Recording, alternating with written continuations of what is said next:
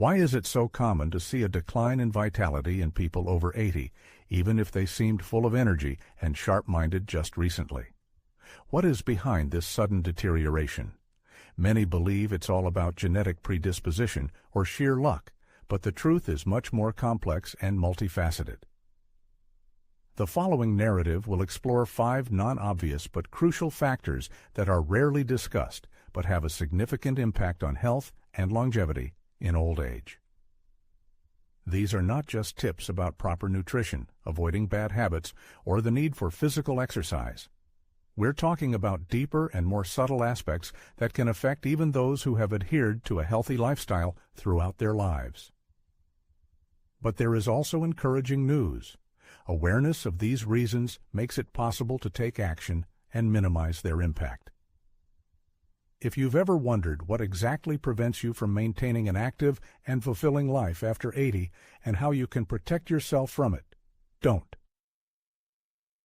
miss the opportunity to learn about these 5 hidden factors that can change your perception of aging while there is still time to act.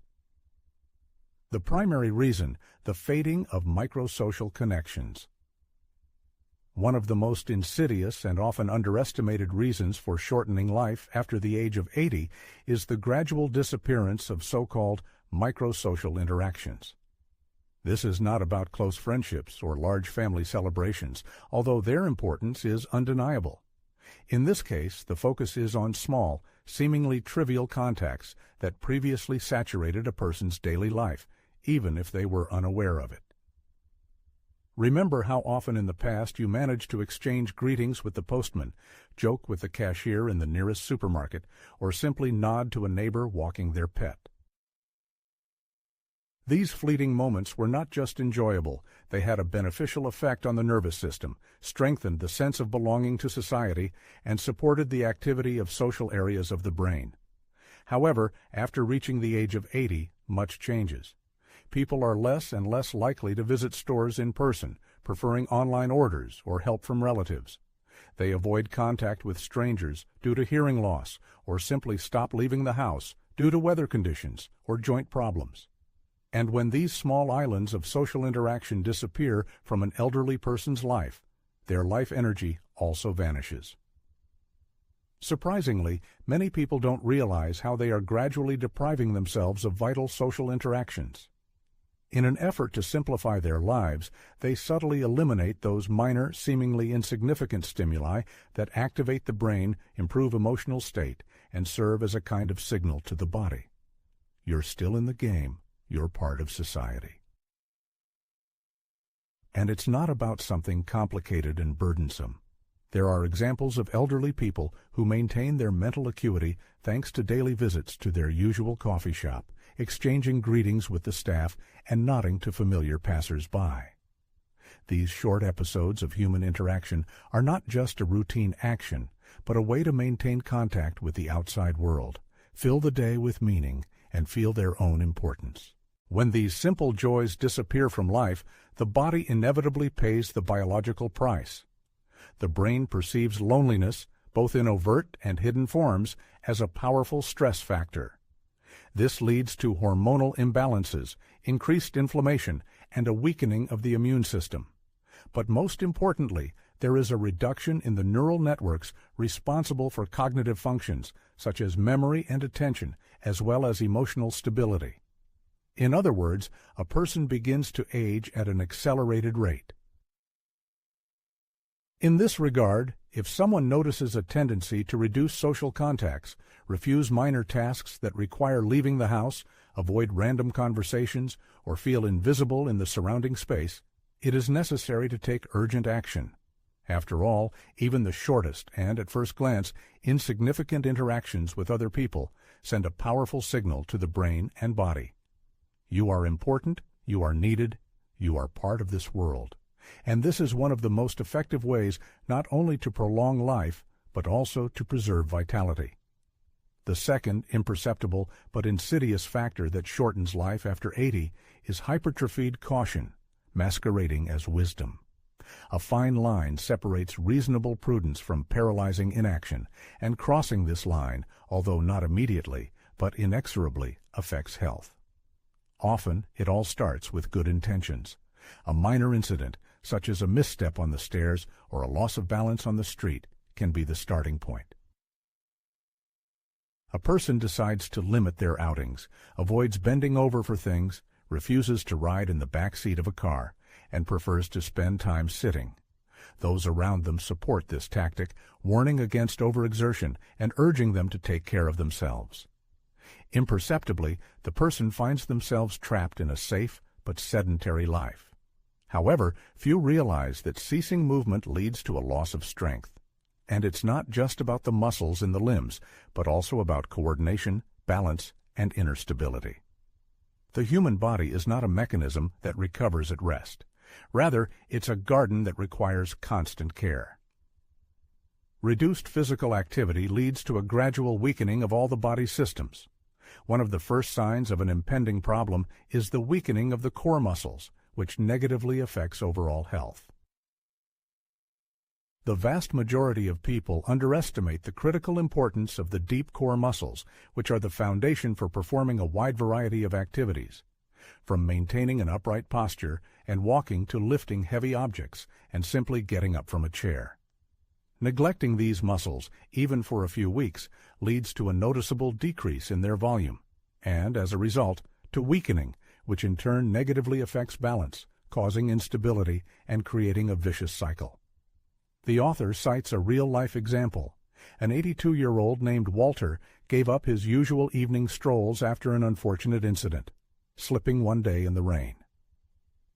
Despite the absence of any serious injuries, the fright he experienced was enough reason to abandon his daily mile walk in favor of sedentary TV watching. 6 months later, Walter had lost about 10 pounds of muscle mass, and his legs had lost their former strength. The doctor's warnings came too late, as the damage had already been done. The sad conclusion was that Walter stopped moving not because of physical weakness, but, on the contrary, weakened precisely because he stopped moving. The author is not advocating ignoring objective risks, but merely emphasizes the importance of reasonable precautions, using handrails, wearing comfortable and stable shoes, and ensuring free space for movement. In certain cases, a cane can be a reliable aid. However, it is fundamentally important to distinguish between managing risks and being completely controlled by them. When fear restricts movement, the body gradually loses its ability to move. Therefore, if a person notices a tendency to limit physical activity, not because of physical limitations, but because of fear, this needs to be addressed with the utmost attention. It is important to ask yourself, am I really protecting myself, or am I gradually fading away? After all, life after 80 is not just about avoiding falls, but also about continuing to move, albeit more carefully, slowly, and deliberately. It is movement that reminds the body that it is needed, supports the functioning of all the body's systems, stimulates brain function, and ensures cardiac activity. The third reason lies in the disruption of natural sleep cycles caused by irregular exposure to light. Inside each person beats their own biological clock, which does not tick in the usual way, but controls many processes, from mood and metabolism to immunity and brain recovery during nighttime rest. After 80, these internal regulators, known as circadian rhythms, become particularly susceptible to external influences. One of the main causes of their failure is a lack of natural light during the day and an excess of artificial light in the evening. Initially, these changes may go unnoticed. Perhaps the person begins to doze off more often during the day, succumbing to the midday sun, or goes out less often, especially in winter. In the evening, on the contrary, the television becomes a constant companion, and the light stays on late into the night while the person reads or watches a movie. Each of these changes, taken individually, may seem insignificant, but together they disrupt the delicate tuning of the body that determines periods of wakefulness and rest. The human body relies on natural light to maintain its rhythm. Bright morning light signals the brain to wake up, start active activity, and fill with energy. Darkness at night stimulates the production of melatonin, a hormone that prepares the body for deep and restorative sleep.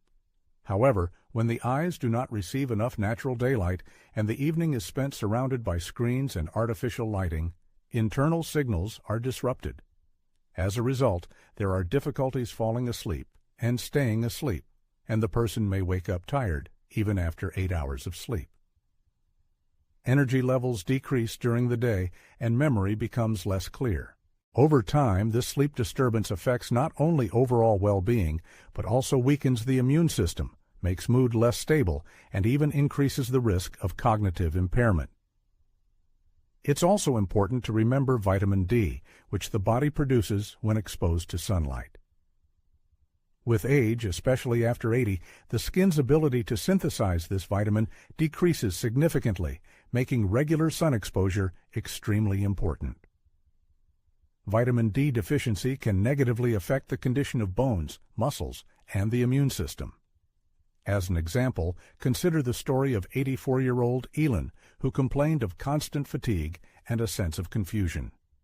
Medical tests revealed no abnormalities, her diet remained the same, and she was not taking any new medications. The solution to the problem was simple recommendations from her doctor. Spend 20 minutes each morning near a window with the curtains open and avoid looking at screens for an hour before bed. Within 2 weeks, Aylin's sleep improved, her memory became sharper, and her mood became more stable. The source of healing was light, not another pill. If a person spends most of their time indoors with the curtains closed or overuses gadgets in the evening, they should reconsider their lifestyle. It is necessary to try to spend at least a few minutes outside in the first hour after waking up, whether on a balcony or porch, so that the eyes and skin can absorb the morning light. In the evening, it is recommended to dim the lighting to prepare the body for sleep. These rhythms are not just a matter of comfort, but a vital necessity. The body ages not only because of physical wear and tear, but also because of the chaos and desynchronization of internal processes. Restoring natural light signals, establishing a sleep schedule, and introducing daily rituals is a way to restore order and harmony, to let the body know that even in old age, life continues and there is forward. Movement. The fourth aspect concerns deeply buried emotional wounds caused by loss and loneliness. By old age, many face a series of losses that are difficult to imagine in youth: the death of a spouse, close relatives, loyal friends, and sometimes, most tragically, their own children. Others may express sympathy, but few can fully realize how deeply these losses settle, not only in memory, but also in the body. Often, after the age of 80, there is not just a period of grief, but a persistent habit of suppressing feelings, silently and gradually learning to hide pain instead of letting it out. A person pretends that everything is fine, either because they think it's time to come to terms with the losses, or because there is no one nearby who could truly understand the depth of their experiences. However, the body remembers everything. Unexpressed grief that is not spoken about, not shared, not lived through, does not disappear without a trace, but accumulates inside. Over time, this emotional baggage becomes a physical burden. It negatively affects the immune system, digestion, sleep, causes hormonal disruptions, and the nervous system goes into a state of constant tension. The most difficult thing is that all these processes are invisible to others. Outwardly, a person may seem calm and say that everything is fine, but if the shoulders have become heavier, the breathing is shallow, and the light has gone out in the eyes, then perhaps the reason lies in unspoken grief, even if it has not been talked about for years. The image of George comes to mind, a respected 86-year-old man who survived the loss of his wife, with whom he shared 6 decades of life. He outwardly remained calm, assuring others that he was not prone to tears and that he was fine. However, a year later, it became noticeable how he was losing weight, refusing to visit the senior center, and suffering from insomnia. The reason for this was not physical illness, but rather deep emotional pain that he could not let go of. Emotional pain, even if it does not manifest itself in dramatic forms, can have a devastating effect on the body. It is especially difficult to establish a connection between emotional experiences and deteriorating health when the pain manifests indirectly. The secret to longevity lies not only in physical strength, but also in the ability to find an outlet for one's emotions, to have the opportunity to openly and safely express sadness, fear, longing, without fear of judgment.